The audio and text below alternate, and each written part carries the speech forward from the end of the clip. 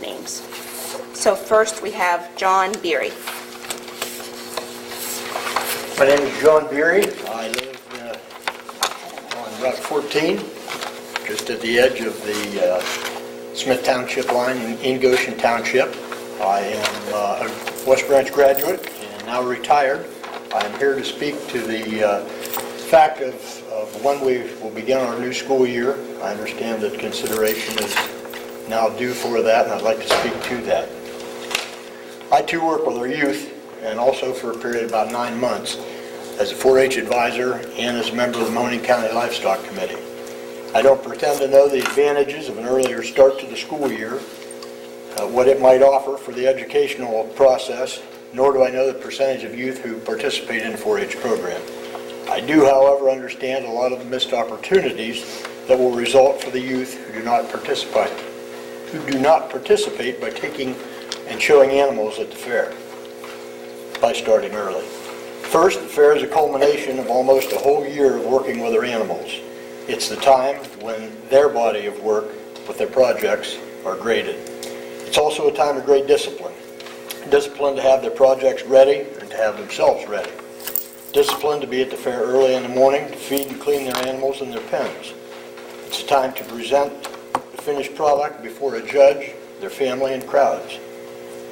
A time to help educate others to what is required to complete the project, to care for their animals until evening and time to go home.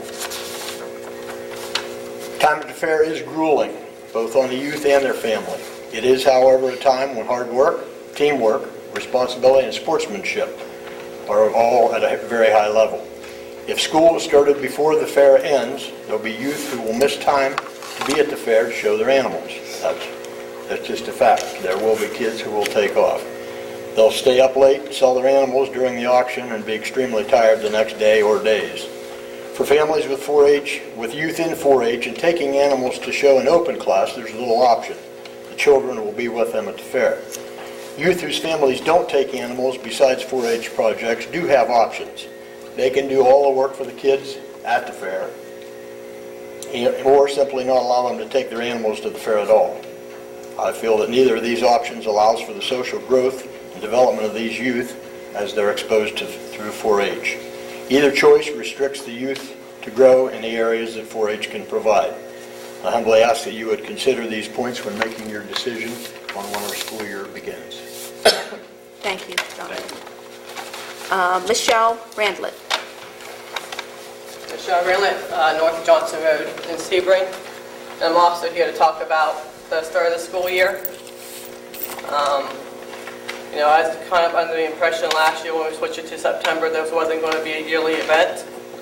The fair is an important part of this district. And from my understanding, there was a survey done 2 years ago, and supposedly only 35 students were on that list that was involved in the fair. Well, I don't know where that number came from, but I think that number needs to be revisited. Maybe 35 kids in one building, I'm not even sure if that's an accurate number.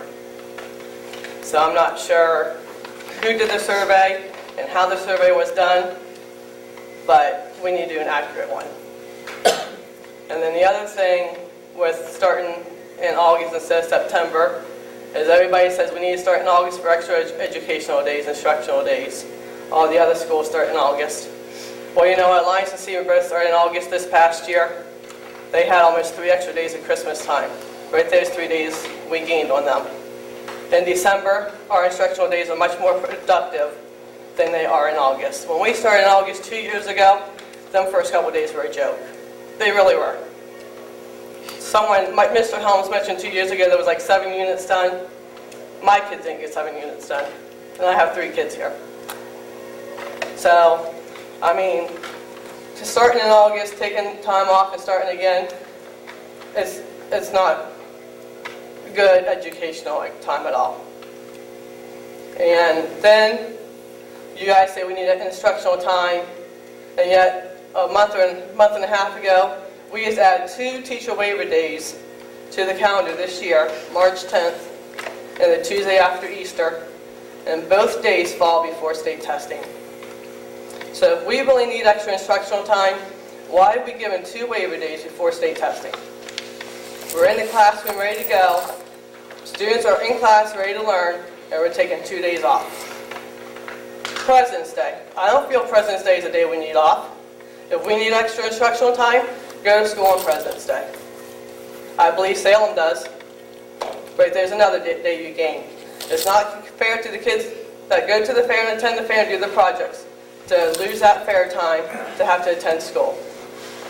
And then on a side note, on Facebook about a couple weeks ago was a lot of talk about the reverse tardies and how everybody was against them. I feel it's a good thing for the district.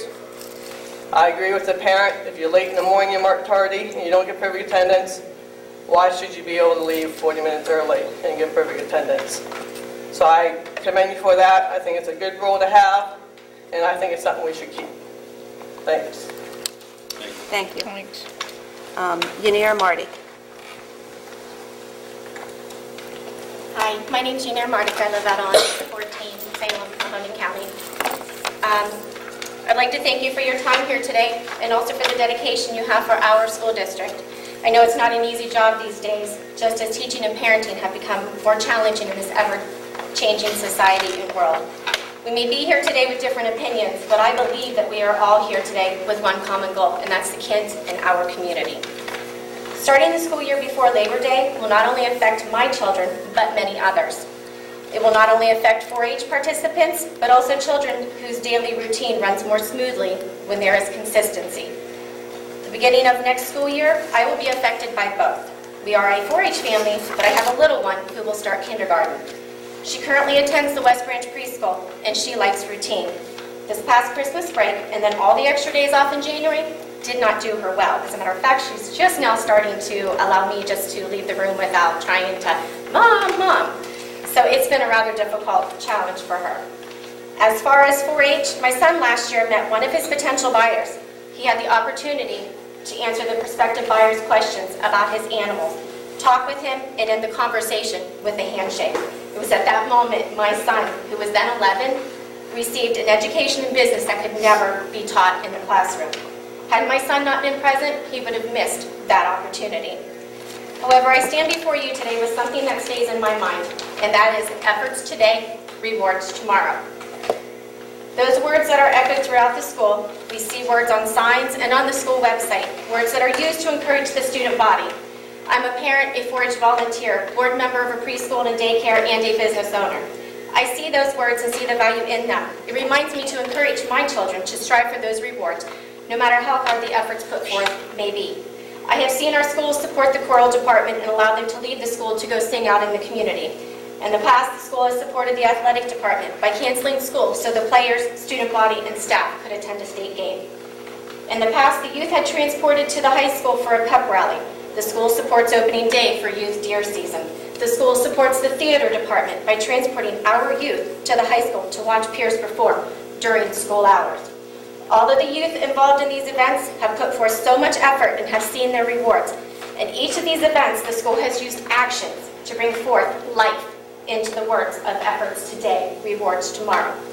I would like to ask each and every person in this room, what does We Are West Branch mean to you? For some of you who are alumni or who have lived here most of your lives, that answer may come naturally. For people like me who graduated from another district, I put my roots in this ground and started my family here.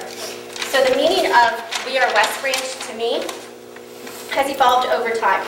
To me it means community, family, generosity, quality, solidarity, and equality. I understand that more instructional time is needed for our youth in our school. However, our kids are being taken out of school during instructional time anyway to attend other school events. Also, if school was to start before Labor Day, how much is spent on instructional time versus time spent on housekeeping? At the end of the day, efforts today, rewards tomorrow are nothing but mere words, unless there is an action with those words. I will support my children in their efforts that they are building upon today with their 4-H projects and the awards that await them. These kids work extremely hard for their day. It's like this is their test they have been studying so hard for, or the sport that they have been pouring their sweat and tears out over, hoping to come out the champions. It's not just the 4-H youth that prep for this day. But I do believe there are other students within the school that participate at the fair. Some that come to mind are band, cheerleaders, Boy Scouts, and I know there's more. but I just could not think of the rest of them. And it's not their fault that the fair is what it is, but they have an obligation to uphold, and that's to finish what they started. And I, for one, will help my children do just that. The fair just isn't a fair. This year, it will be a 171-year tradition. And I am sure West Branch has its own time-honored traditions as well. I guarantee that if school is to start before Labor Day, my children will not be in attendance every day. Again, I thank you for your time, continued support with all diversities in our We Are West Branch.